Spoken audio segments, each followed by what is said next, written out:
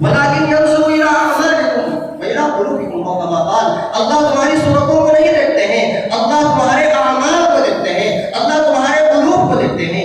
آج اخلاص کی کمی ہے، اخلاص کی کمی ہے. حدیث مبارک میں من ایمان، ایمان کیا ہے؟ اللہ کے رسول صلی اللہ علیہ وسلم نے ارشاد فرمایا ایمان اخلاص ہے، ایمان اخلاص ہے. میرا بیٹھنا، ہمارا جڑنا، ہمارا یہ آنا، یہ تمام چیزیں اللہ کے لیے، اللہ کے لیے، اللہ کے لیے. آج اخلاص کی بڑی کمی ہے. حضرت مولانا انعام الحسن رحمۃ اللہ علیہ کے دور میں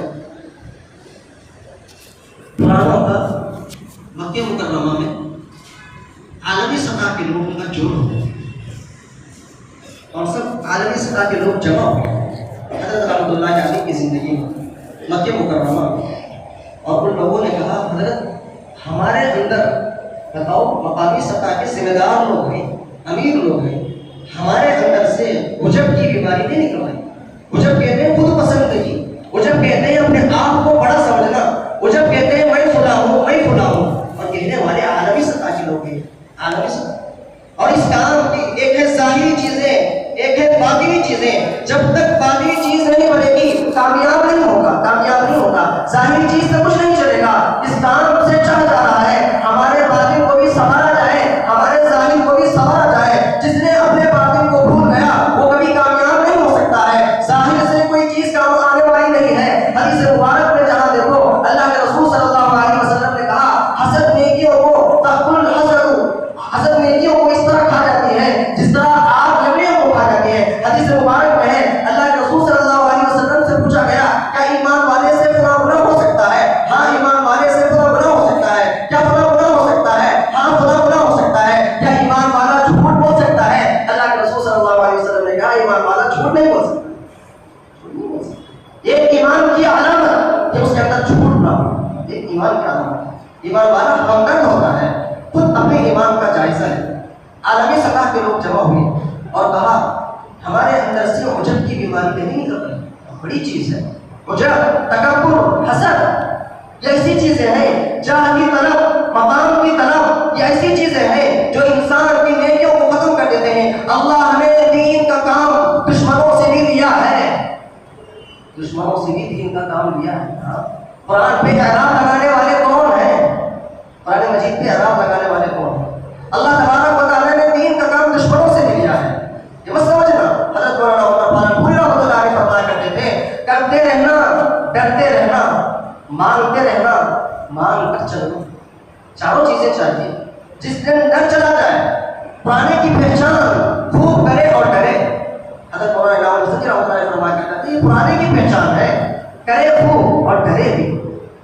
ہمارے اس کام کے بعد استغفار ہے، اللہ کے یہاں معافی ہے. معافی کہ کہیں میرے اندر کچھ جاہ کی طرف تو نہیں آ رہی ہے، کہیں میرے اندر غرض کی طرف تو نہیں آ رہی ہے. میرا کرا کام فلاں کام کس غرض کے لیے ہو رہا ہے. حضرت رحمۃ اللہ علیہ کی زندگی میں فلاں لوگ بڑے جمع ہوئے، پرانے جمع ہوئے. کہا ہمارے اندر عجب کی بیماری. حضرت نے کہا ہاں تم 3 کام کر رہے ہو، 3 کام چھوڑ رہے ہو. کتنے کام کر رہے ہو؟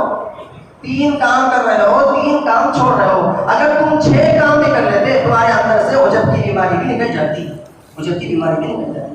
اس کام سے یہ چاہا جا رہا ہے ہمارے دل کی صفائی ہو. اس کام سے یہ چاہا جا رہا ہے ہمارے باطن کی صفائی ہو. جس نے باطن کی طرف توجہ نہیں کیا، جس نے اپنے اندر کی چیزوں کو بنانے کی طرف توجہ نہیں کیا، وہ اس کام کے لیے ظاہر میں کام کرنے والا ہوگا، اللہ کے یہاں قبول ہو جائے. لیکن حدیث مبارک میں جہاں ایمان کی علامتوں کو بیان کیا گیا ہے، آیۃ المنافق ثلاث، منافق کی نشانیاں 3 ہیں. اذا حدث کذب، جب بات کرے جھوٹ بولے. اذا وعد اغلف، جب وعدہ کرے تو خلاف ورزی کرے. جہاں منافقین کی نشانیاں بیان کی گئی، ڈر محسوس ہوتا ہے. وہ تمام چیزیں اندر کی چیزیں ہیں، اندر کی چیزیں ہیں، باطن کی چیزیں ہیں. ایمان والا آج تک ایمان کا مطالبہ، ایمان والا آج تک ایمان کی حقیقت، ایمان والا آج تک ایمان کے اخلاص کو نہیں پہچانا، نہیں پہچانا. وَأَنْتُمُ الْأَعْلَوْنَ إِن كُنتُم مُؤْمِنِينَ. کامیابی تمہارے قدم چومے گی بشرط کہ تم ایمان والے بنو. ایمان والے بنو. ایمان والے کس کو کہتے ہیں؟ ایمان والے کس کو کہتے ہیں؟ حضرت نے کہا تم 3 کام کر رہے ہو، 3 کام چھوڑ رہے ہو. جوڑوں میں شرکت ہو رہی ہے، ہاں جوڑوں میں شرکت ہو رہی ہے. مشورے میں شرکت ہو رہی ہے، ہاں مشورے میں شرکت ہو رہی ہے. اور بیانات کر رہے ہیں، ہاں بیانات کر رہے ہیں. یہ 3 چیزیں تو ہر ایک کے پاس ہوتی ہیں. जोड़ों में शिरकत, फला जोड़ में हमारा नाम, फला जोड़, फला मशवरा, उस मशवरे में जरूर शिरकत हो जाती है। फला मशवरा, जितना प्राय का मशवरा है उसमें सबसे ज्यादा शरीक होने की चाहत है। और तीसरी जो चीज है, हर एक बयान करना चाहता है, बयान, मुझे बयान मिल जाए, मुझे बयान मिल जाए। हजरत की बात की 3 काम तुम सब कर रहे हो, हाँ 3 काम कर रहे हैं, लेकिन और 3 काम है, जब तक तुम इनको मजबूती से नहीं पकड़ लोगे तुम्हारे अंदर से ये उजब की बीमारी नहीं जाएगी। उजब बड़ी चीज है, उजब मामूली चीज नहीं, उजब बड़ी चीज है। नेकियों को खत्म कर दारुल देवन के मौत आई तैयब साहब रहमतुल्लाह अलैह अपनी इस्लाह के लिए थाना भवन हजरत हकीमुल उम्मत अशरफ अली थानवी रहमतुल्लाह अलैह को खत लिखा, मैं मुहतमिम हूँ, मेरे अंदर उजब की बीमारी है, बज़ाहिर मुहतमिम होने की वजह से लोग मुझे बुलाते हैं, आ जाओ बयान करो, आ जाओ बयान करो, मेरे अंदर उजब की बीमारी है। हजरत हकीमुल उम्मत अशरफ अली थानवी रहमतुल्लाह अलैह ने कहा, आप चंद माह के लिए दारुल उलूम का एहतमाम छोड़ दो और मेरे पास आ जाओ, और आना बस एक काम करना, वो क्या काम करना है? हालांकि आई तैयब साहब रहमतुल्लाह अलैह अल्लाह के रसूल सल्लल्लाहु अलैहि वसल्लम के खातन से थे, दारुल उलूम देवबंद के मोहतमिम थे। कहा मेरे पास मस्जिद में जो लोग आते हैं चंद महीने तक यहाँ रहना, सिर्फ उनकी जूतियों को दुरुस्त करना, उनकी जूतियों को दुरुस्त करना। आई तैयब साहब रहमतुल्लाह अलैह उनकी जूतियों को दुरुस्त करा करते थे। उसके बाद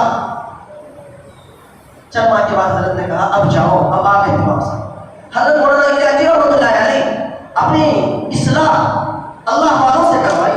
बचपन में मौलाना रशीद अहमद गंगोई रहमतुल्लाह अलैह की खानका से जुड़ी हजरत मौलाना इलियासी रहमतुल्लाह अलैह ने इस्लाह करवाई। जिस वक्त मौलाना रशीद अहमद गंगोई रहमतुल्लाह अलैह का इंतकाल हो गया, उसके बाद मौलाना खलील अहमद सहारनपुरी रहमतुल्लाह अलैह की तरफ तवज्जो किए। हर रोज अपने बड़ों के मशवरों से जितना काम करना है, 6 सिफात का इस काम के अंदर लाना। हजरत रहमतुल्लाह अलैह ने रायपुरी रहमतुल्लाह अलैह से मशवरा किया, मैं 6 सिफात लाऊं या 7 सिफात लाऊं, 8 सिफात लाऊं। इन सिफात को जानकर मशवरा करके 6 सिफात का इंतखाब किया गया। कौन सी सिफत लाना है, कौन सी सिफत लाना है, किसको निकालना है। और हजरत फरमाया करते थे, मैं कहीं बयान करके आता हूँ, मेरा दिल चाहता है कि एहतिकाफ के लिए 3 दिन किसी मस्जिद में चले जाऊं या किसी अल्लाह वाले के पास चले जाऊं, बयान करने की वजह से मेरे दिल में थोड़ा सा बुराई आ गई। हजरत फरमाया करते थे, हजरत मौलाना इनाम हसन जी रहमतुल्लाह अलैह ने फरमाया 3 काम वो है जिनको करो आपके अंदर से उजब चला जाए। कहा हर एक की बात मोहताज बनकर सुनना, चाहे बयान करने वाला मेवाती अनपढ़ ही क्यों। हजरत के अल्फाज है, मेवाती अनपढ़ ही क्यों। आज चल क्या बयान किया जा रहा है, क्या किया जा रहा है, क्या मुझे अमल करना है, क्या मुझे अमल करना है। जब तक मोहताजी की सिफत ना हो वो दाई नहीं है, दाई नहीं। एहताजी की सिफत जिसके अंदर रहेगी वो तरक्की करेगा, मोहताजपन की सिफत चले जाएगी वो इस काम से कट जाएगा। बज़ाहिर तो लगा है अल्लाह के यहाँ काम वाले बनो, अल्लाह के यहाँ काम वाले बनो। साहबा की पहचान, कुरानों की पहचान सिफात के एतबार से थी, सिफात के एतबार से। कहा हर एक की बात मोहताज बनकर सुनना। दूसरी जो बात हजरत ने कही, देखिए अपना जायजा ले, हम कहाँ लगे हुए हैं, हम काम को क्या समझे हुए।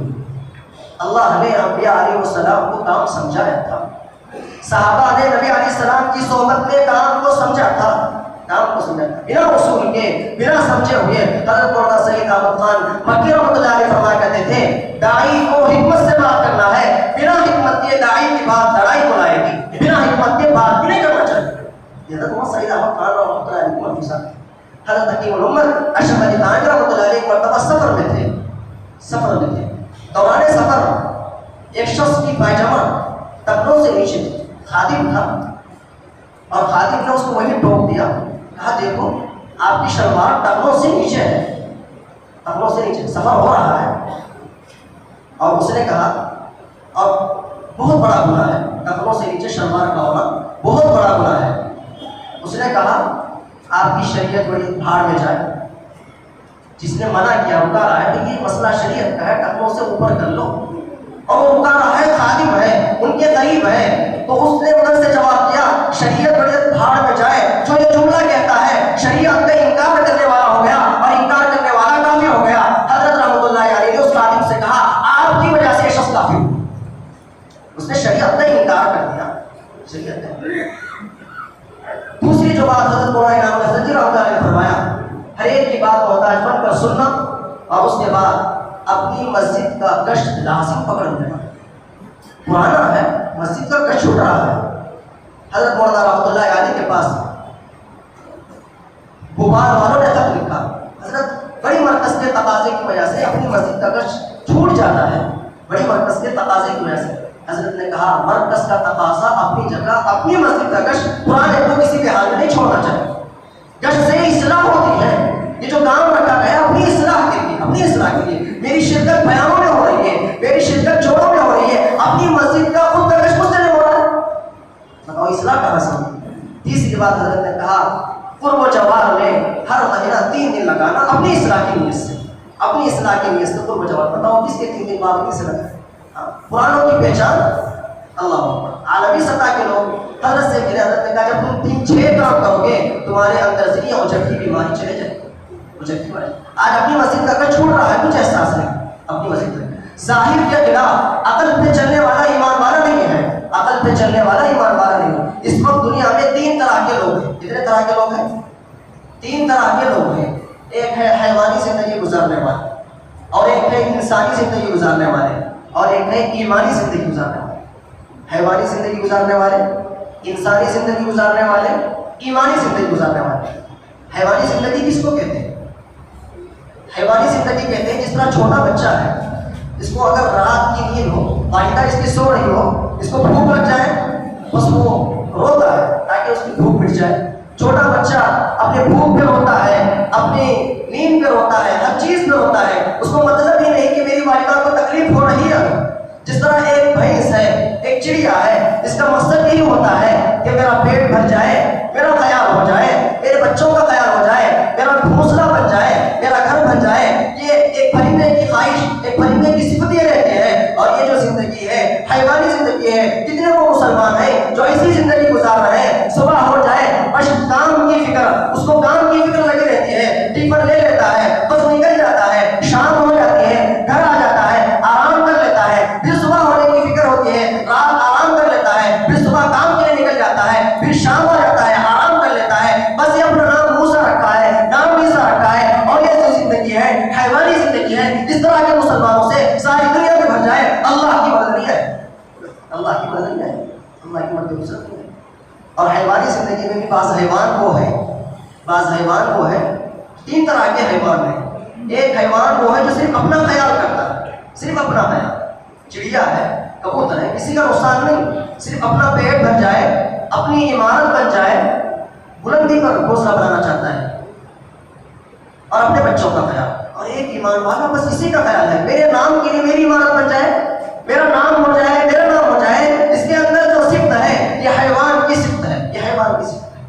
دوسرا جو حیوان ہے اپنے نفع کے لیے دوسروں کا نقصان چاہتا ہے، اپنے نفع کے لیے دوسروں کا، شیر ہے، جنگل کا جانور ہے، لیکن اپنا پیٹ بھرنے کے لیے دوسرے کو چیرتا ہے، دوسروں کو نقصان پہنچاتا ہے۔ ایمان والے پاس وہ ہیں اپنی تجارت دھوکے سے، اپنا کام دھوکے سے، جھوٹ سے، غداری سے، کچھ دین کا کام کرے، جاہ کی طرف، عہدے کی طرف، یہ جو چیزیں ہیں، یہ جو دوسری صفت ہے اپنا پیٹ بھرنے کے لیے، اپنے آپ کو بنانے کے لیے دوسروں کا نقصان کرنا ہے۔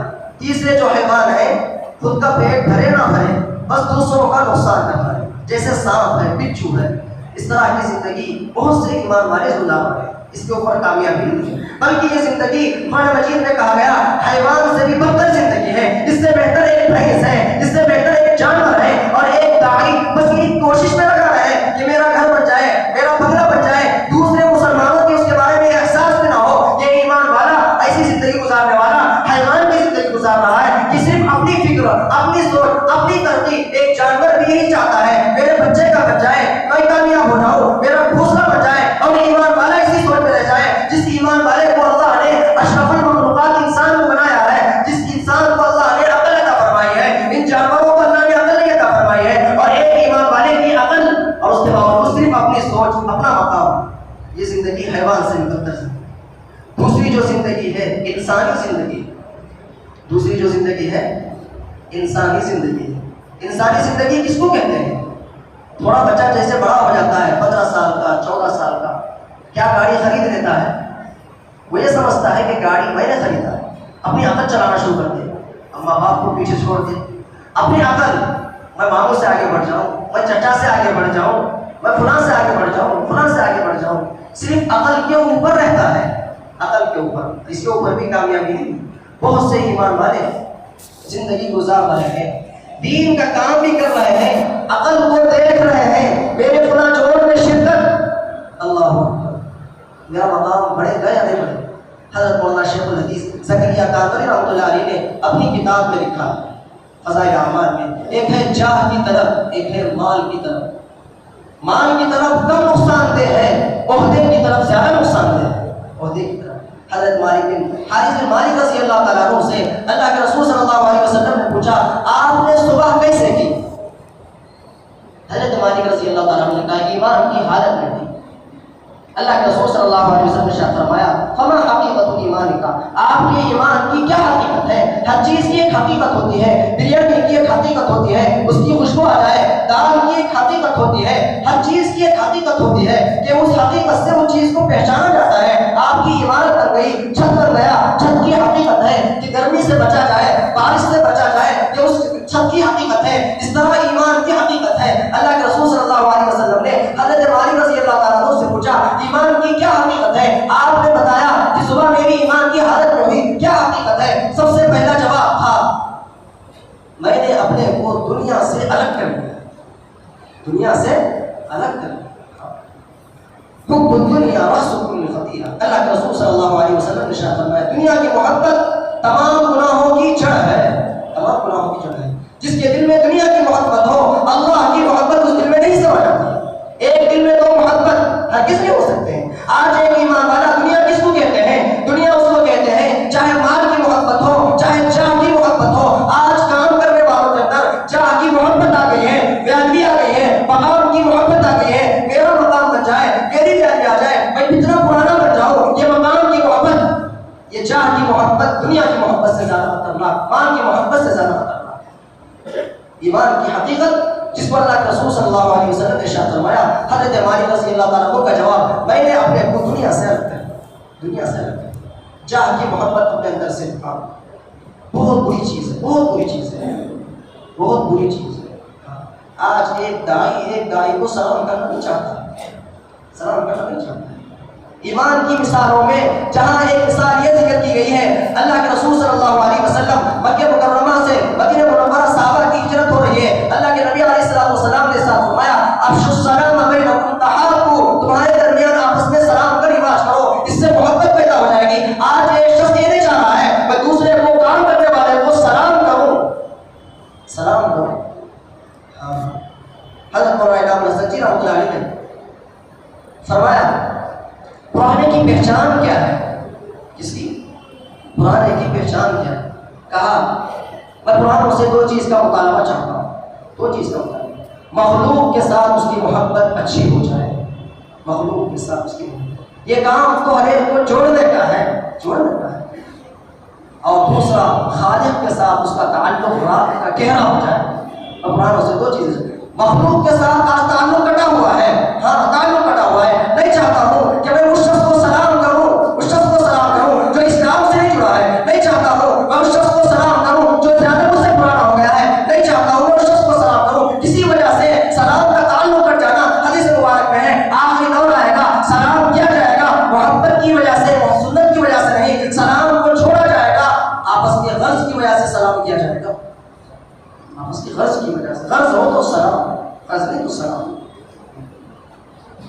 اللہ کے رسول صلی اللہ علیہ وسلم دعوت دینے سے پہلے نبی علیہ السلام کی جو پہچان تھی، جو پہچان، کیا پہچان تھی؟ حضرت خدیجہ الکبریٰ رضی اللہ تعالیٰ عنہ، اللہ کے رسول صلی اللہ علیہ وسلم پر وحی آئی، اس وحی کی وزن حضرت خدیجہ رضی اللہ تعالیٰ عنہ کے گھر آئے اور سب تسلی کے کیا جواب تھے؟ ایک بیوی تسلی دے رہی انک لتحمل الکلب وتصل الرحمہ وتکرم الضیف وتعین علی نوائب الحق، آپ تو غریبوں کا بوجھ اٹھاتے ہیں، آپ مہمان نوازی کرتے ہیں، مہمانوں کا اکرام کرتے ہیں، یہ سے نہیں ہوگا۔ دعوت کے دینے سے پہلے اللہ کے نبی علیہ السلام کو بچے کا مکے کا بچہ یہ کہتا تھا آپ صادق الامین ہیں، آپ سچے ہیں۔ ایک ایمان والے کی پہچان کہ ایمان والا جھوٹ نہیں بول سکتا ہے، ایمان کی دعوت دینے سے پہلے بچوں کے پاس اس کی پہچان صداقت سے ہو، بچوں کے پاس اس کی پہچان دل کی صفائی کے ساتھ ہو، یہ تو اچھا شخص ہے، اخلاق کی کمی. حضرت مولانا عمر فاروق پوری رحمۃ اللہ علیہ فرمایا کرتے تھے اللہ تبارک و تعالیٰ نے 3 چیزوں کو پیدا کیا.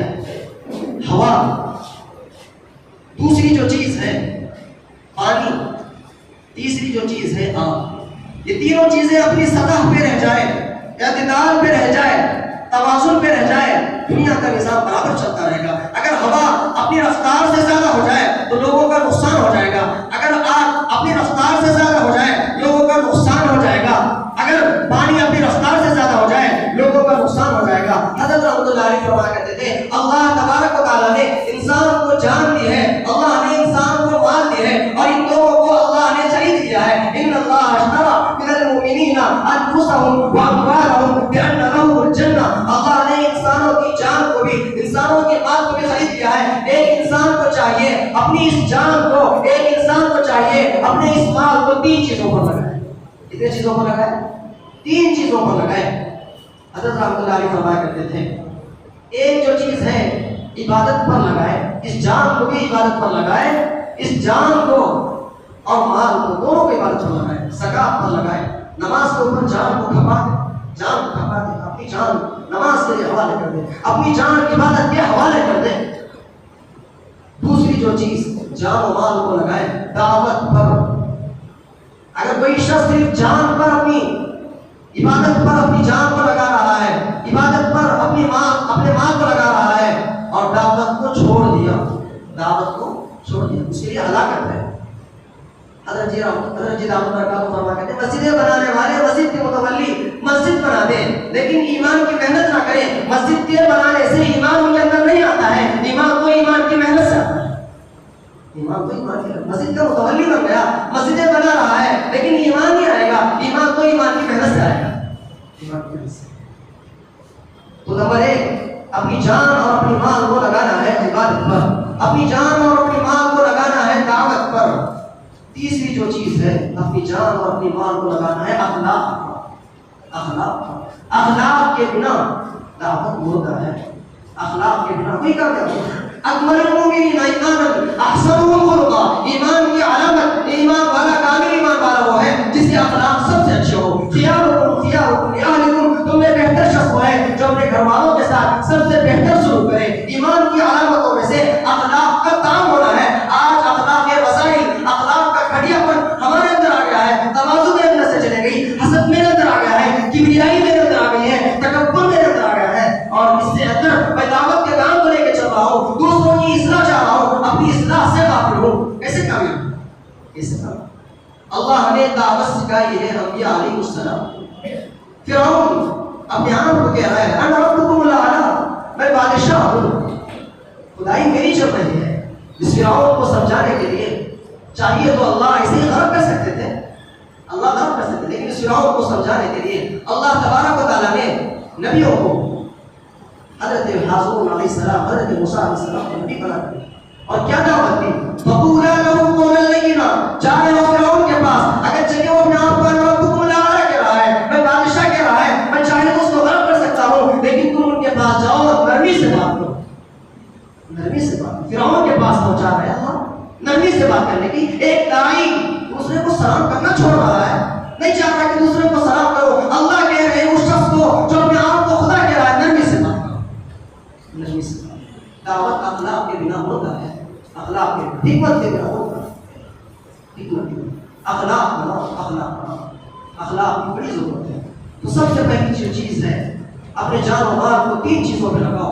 اگر کسی نے عبادت پہ لگا دیا، صرف عبادت پہ لگا رہا ہے، جان کو مسجدیں بنانے پہ لگا رہا ہے، مسجدیں بنانے میں کامیاب کیسے ہوگا؟ نیکی اپنی جگہ ہے، لیکن اپنی جان و مال کو عبادت پہ بھی لگانا ہے، اپنی جان و مال کو دعوت پہ بھی لگانا ہے.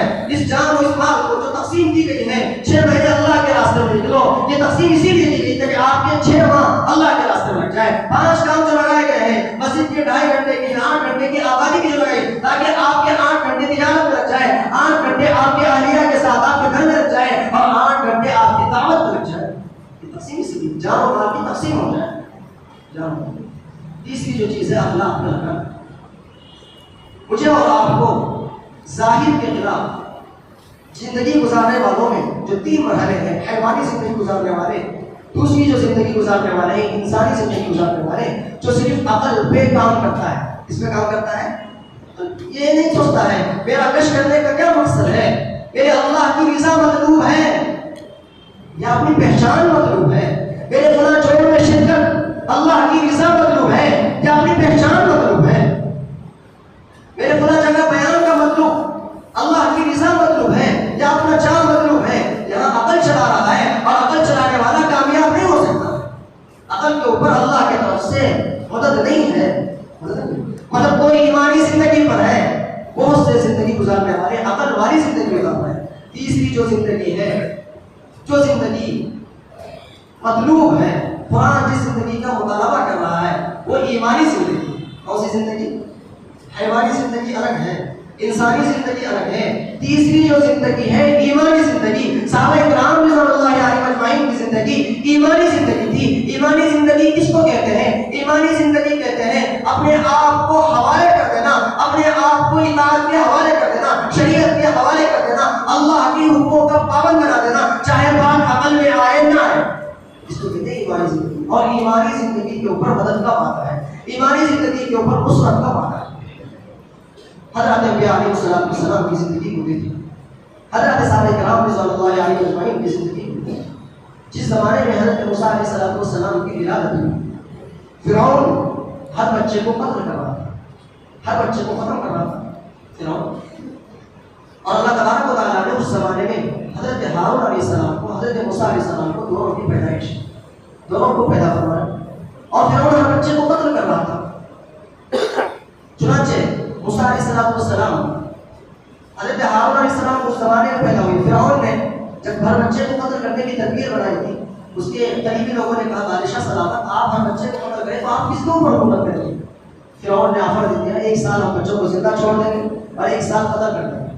جس سال بچے پیدا ہو, آفر کا سال ہے, وہ جو پیدا ہو گیا وہ زندہ, اور 1 سال ہم قتل کریں تاکہ حکومت خطرے میں رہو, وہی حکومت کرتا رہو. چنانچہ جس سال فرعون نے بچوں کو قتل کرنے کی پلاننگ کی تھی اور جس سال بچوں کو زندہ چھوڑنے کی پلاننگ کی تھی, اس سال اللہ نے حضرت ہارون علیہ السلام کو بھیجا.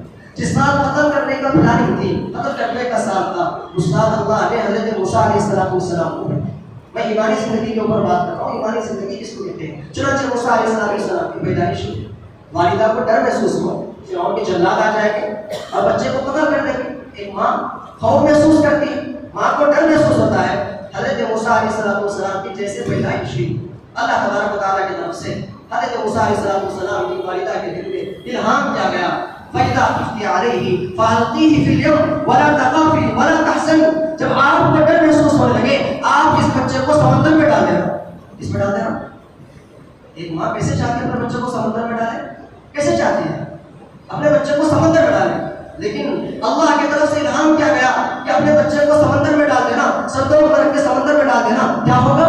فَيَأْخُذُهُ عَدُوٌّ لِّي وَعَدُوٌّ لَّهُ. اس بچے کو میرا دشمن اور اس کا دشمن لے گا. والدہ چاہیے فرعون سے بچائے, اللہ کہہ رہے اس بچے کو فرعون لے گا. اللہ کہہ رہے ایک ماں اگر عقل پہ آ جائے اپنے بچے کو صندوق میں کیسے رکھ سکتی ہے؟ ایک ماں اگر عقل پہ آ جائے اپنے بچے کو سمندر میں کیسے ڈال سکتی ہے کہ صندوق میں ہوا کا انتظام نہیں اور اپنے بچے کو سمندر میں ڈالنے کی بات ہے. اللہ تبارک و تعالیٰ کی طرف سے الہام کیا گیا, ایمان والا اللہ کے حکموں کو مانے گا چاہے بات عقل میں آئے یا عقل میں نہ آئے. حضرت موسیٰ علیہ السلام کی والدہ نے اس بات کو مانا اور بچے کو صندوق میں ڈال دیا اور اس کے بعد سمندر کے حوالے کر دیا اور اس بچے کو فَيَأْخُذُهُ عَدُوٌّ لِّي وَعَدُوٌّ لَّهُ. اللہ کہہ رہے ہیں اِنَّا رَادُّوهُ إِلَيْكَ, اس بچے کو ہم آپ کے حوالے کر دیں گے. چنانچہ والدہ نے جیسے صندوق میں ڈال دیا اور سمندر کے کنارے فرعون اور اس کی اہلیہ گھیر رہے تھے اور ہر بچے کو قتل کرنے کا سال تھا. محبت کیسے تبدیل ہوئی, فرعون کا دل کیسے نرم ہو گیا اللہ کے بات کو ماننے پر. اس کے ماننے پر آج ایک ایمان والا نمازوں سے دور ہے, آج ایک ایمان والا شریعت سے دور ہے, آج ایک ایمان والا حرام چیزوں کا ارتکاب کر رہا ہے, اللہ کے حکموں کو توڑ رہا ہے اور کامیابی کے خواب دیکھ رہا ہے. کامیابی کے خواب. حضرت مولانا الیاچی رحمۃ اللہ علیہ کے پاس ایک شخص آیا اور کہا حضرت مسلمانوں کی حکومت کب قائم ہوگی؟ مسلمانوں نے حکومت کی تھی, مسلمانوں کی حکومت کا خاتمہ ہوا, حکومت کب آئے؟ حضرت نے کہا اللہ حکومت اس لیے دیتے ہیں تاکہ جس کو حکومت مل گئی وہ اللہ کی شریعت کو, وہ بتائی ہوئی دی گئی شریعت کو لوگوں کے اوپر نافذ کرے, اس لیے اللہ حکومت دیتے ہیں. یہ بتاؤ اللہ نے آپ کے جسم کے اوپر آپ کو حکومت دی, راعٍ وكلكم مسؤول عن رعیہ، تم میں سے ہر ایک نگران ہے، ہر ایک سے اپنے ماتحت کے بارے میں سوال کیا جائے گا۔ تیرے جسم کے اوپر تیری حکومت ہے، تو اپنے جسم کے اوپر شریعت کو کتنا نافذ کیا؟ جہاں تیری حکومت ہے وہاں شریعت کی بات نہیں ہو رہی، اور اوپر سے بلند کرنا کہ وہاں شریعت کی بات ہو۔ تیرے گھر میں تیری حکومت ہے، وہاں شریعت کی کتنی پابندی ہو رہی ہے، کتنی پابندی۔ اللہ کے احکامات کو توڑے جا رہا ہے، اللہ کے احکامات چھوڑ رہے ہیں، اور خیال ہے نصرت کا، خیال ہے مدد کا۔ حضرت موسیٰ علیہ السلام کو جس فرعون نے قتل کرنے کی پلاننگ بنائی تھی، حضرت موسیٰ علیہ السلام کی والدہ نے اللہ کی بات کو مار کر سمندر کے حوالے کر دیا۔ بات عقل کے خلاف ہے، اللہ کی مدد اسی وقت آئے گی بات عقل کے خلاف ہو۔ شریعت کی اتباع کرنے پر، اللہ کے حکموں کو پورا کرنے پر، نبی علیہ السلام کے طریقے کو زندگی میں لانے پر اللہ کی مدد آئے گی۔ چنانچہ موسیٰ علیہ السلام کی پرورش ہوئی، پرورش ہوئی۔ حضرت ابراہیم علیہ السلام مقابلہ نمروز سے، نمروز ظالم بادشاہ، پلاننگ تھی۔ حضرت ابراہیم کا کیا کام تھا علیہ السلام؟ اللہ نے جس مقصد کے لیے دنیا میں بھیجا تھا اسی مقصد میں حضرت ابراہیم علیہ السلام لوگ لگے ہوئے تھے۔ انبیاء کی بعثت کا مقصد اعلاء کلمت اللہ ہے، اللہ کے کلمے کو بلند کرنا ہے۔ چنانچہ حضرت ابراہیم علیہ السلام اسی کام میں لگے ہوئے تھے، دعوت میں لگے ہوئے تھے، دیتے رہے، لیکن حالات خلاف ہیں، کوئی نہیں۔ ظالم بادشاہ نمرود ہے، سب مخالف ہیں، لیکن اللہ کے بتائی ہوئی چیز کو حضرت ابراہیم علیہ السلام اس کام کو نہیں چھوڑا جس مقصد کے لیے ان کو بھیجا گیا تھا، اسی مقصد میں لگے ہوئے۔ حالات سے حالات سے ایمان والا حالات سے متاثر، حالات کا اثر آ جاتا ہے، لیکن اتنا اثر نہیں کہ اللہ کے احکاموں کو توڑ دے، اللہ کے احکاموں کو چھوڑ دے۔ منافق لوگ حالات کی وجہ سے تذبذب کا شکار ہو جاتے تھے۔ منافقین کی صفات حالات سے متاثر ہوگا۔ جتنا ایمان مضبوط رہے گا اتنا اپنا نفاق کا خوف رہے گا، جتنا ایمان مضبوط رہے گا اتنے اعمال کے اندر قوت آئے گی، اعمال کے اندر قوت آئے گی۔ حالات کی درستگی اعمال کے ساتھ وابستہ ہے، اگر اعمال درست ہو جائیں گے حالات درست ہو جائیں گے۔ حضرت حنظلہ رضی اللہ تعالیٰ عنہ کو ایمانی حالت نبی علیہ السلام کی وجہ سے منافق محسوس ہو رہا ہے، نافقہ حنظلہ منافق ہو گیا ہے۔ صحابہ کو اپنے نفاق کا ڈر تھا، آج ایک ایمان والا دوسرے کو منافق بنانے لگا، اسلم منافق ہے، اکرم منافق، تو کیا ہے؟ صحابہ کو اپنے نفاق کا ڈر، اپنے نفاق کا ڈر، دوسرے کو منافق، دوسروں کو کام سے کاٹنا کے کام والا نہیں ہے۔ تجھے کون کنجی دے دیا؟ تیرے ہاتھ چابی کس نے دے دی؟ تو کسی کو جوڑ دے، کسی کو کٹا دے، فلاں کو مخالف بنا دے، اختلاف سب سے بڑی چیز اللہ کی رحمت کو ہٹا دے، اللہ کی رحمت کو ہٹا دے۔ کئی جگہ کا جانا ہوا جس کو مزیدوار جماعت کہا جاتی ہے، اور ہم نے سب سے جگہ اختلاف اسی جگہ پایا ہے، اسی جگہ۔ حضرت مولانا انعام الحسن جی رحمۃ اللہ علیہ فرمایا کرتے تھے، دیکھو اگر کام صحیح محض کے ساتھ ہو رہا ہو، کس کے ساتھ ہو رہا ہو؟ صحیح محض کے ساتھ ہو رہا ہو، قربانیوں کے ساتھ ہو رہا ہو، یہاں تک کہ اخلاص کے ساتھ ہو رہا ہو، اس کے بعد آگے کا جملہ تھا اگر کام کرنے والوں کے دل آپس میں ایک نہ ہو مدد نہیں آئے گی، مدد نہیں آئے گی۔ نبی علیہ السلام شب قدر کا واقعہ آنے والا رمضان ہے، شب قدر کے واقعے پر، شب قدر اتنی بڑی فضیلت والی چیز ہے، صحابہ کا آپس میں تھوڑا اختلاف کی وجہ سے اللہ کی مدد ہٹ گئی، اتنی بڑی رات کو بھلا دیا گیا، اور یہ کام کرنے والا آپس میں اختلاف رکھے اور یہ کام کو کامیابی چاہ رہا ہے، کیسے کامیابی مل سکتی ہے؟ کیسے کر؟ حضرت مولانا یوسف جی رحمۃ اللہ علیہ نے فرمایا یوم تبیض وجوہ وتسود وجوہ، کل قیامت میں آپس میں لڑنے والوں کے چہرے کالے ہوں گے۔ اللہ کے نبی نے امت کو ایک کرنے کے لیے بڑی محنت کی، بڑی محنت۔ اللہ کے نبی علیہ السلام کی بعثت سے پہلے امت کے اندر اتنی لڑائیاں تھیں، امت کو اتحاد کرنے کے لیے، ایک کرنے کے لیے اتنی محنت، اور ہم توڑ دے رہے ہیں، فلاں کو فلاں سے جوڑتے، فلاں کو فلاں سے جوڑتے۔ اس لیے مجھے اور آپ کو زندگی ایمانی زندگی گزارنا ہے۔ حضرت ابراہیم علیہ السلام اس کام میں لگے ہوئے تھے، دیتے رہے دعوت، حالات خلاف ہے، نمرود نے حکم دیا کہ آگ لگا دو، ظاہر میں آگ کا کام چلانا ہے۔ اللہ تبارک و تعالیٰ کی طرف سے حضرت ابراہیم علیہ السلام کو پلانی بنا کر آگ میں ڈالا جا رہا ہے۔ ابراہیم علیہ السلام اپنے آپ کو اللہ کے حکموں کے پورا کرنے میں، دعوت کے کام میں اپنے آپ کو لگائے رکھے۔ آگ کیسی تھی جس کے اندر جلانے کی صفت ہے. اللہ کی طرف سے حکم آیا اللہ یا نار کونی بردن و سلاما علی ابراہیم، اے آگ میرا کام جلانا ہے لیکن جلانا میرے حکم سے ہے. ابراہیم نے ٹھنڈی ہونا، ابراہیم کا الزام. مدد آئی، نصرت آئی اللہ کی طرف سے، اللہ کے حکموں کو پورا کرنے کے بعد. اللہ کے حکموں کو پورا کرنے کے بعد مدد و نصرت اللہ کے حکموں کو پورا کرنے کے بعد. نبی علی ایمانی زندگی وہی ہے. عقل والا کامیاب نہیں ہے، میں اور آپ اپنے آپ کو ایمان والا بنانا ہے، ایمان والا بنانا ہے. حضرت موسیٰ علیہ السلام فرعون کو دعوت دیے، فرعون مقابلے کے لیے آیا، پیچھے لگا ہوا تھا، سامنے سمندر اور پیچھے فرعون کا لشکر.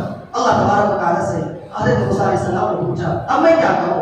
اللہ کی طرف سے ہوا ہے اور دل کر یمین کا موسیٰ قال یا عصا، یہ عصا ہے، آپ عصا کو نیچے ڈال دو. حضرت موسیٰ علیہ السلام نے عصا کو نیچے ڈالا. بظاہر اللہ کیوں کہتے ہیں اس عصا کو لے کر آنے والے فرعون کو مارو، اس عصا کو لے کر آنے والے لشکر کو مارو. جس عصا جس کو کامیابی نظر آ رہی تھی، اللہ کہہ رہے میرا حکم ہے اس عصا کو نیچے ڈال دو.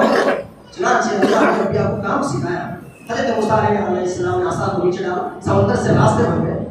جس سمندر سے ڈوبنے کا خطرہ تھا اللہ کا حکم پورا کیے. اب اللہ کی بتائی، اللہ کا حکم پورا کیا. اللہ کے ہم اللہ کے حکموں کو توڑ رہے ہیں، نبی علیہ السلام کے طریقوں کو چھوڑ رہے ہیں اور کامیابی چاہ رہے ہیں. کامیابی چاہ رہے ہیں. اب علیہ السلام کے واقعہ، حضرت یوسف علیہ السلام کا واقعہ، جن کو بھائیوں نے پلاننگ کر کے کنویں میں ڈالا گیا. اور اس کے بعد ایک وقت ایسا آتا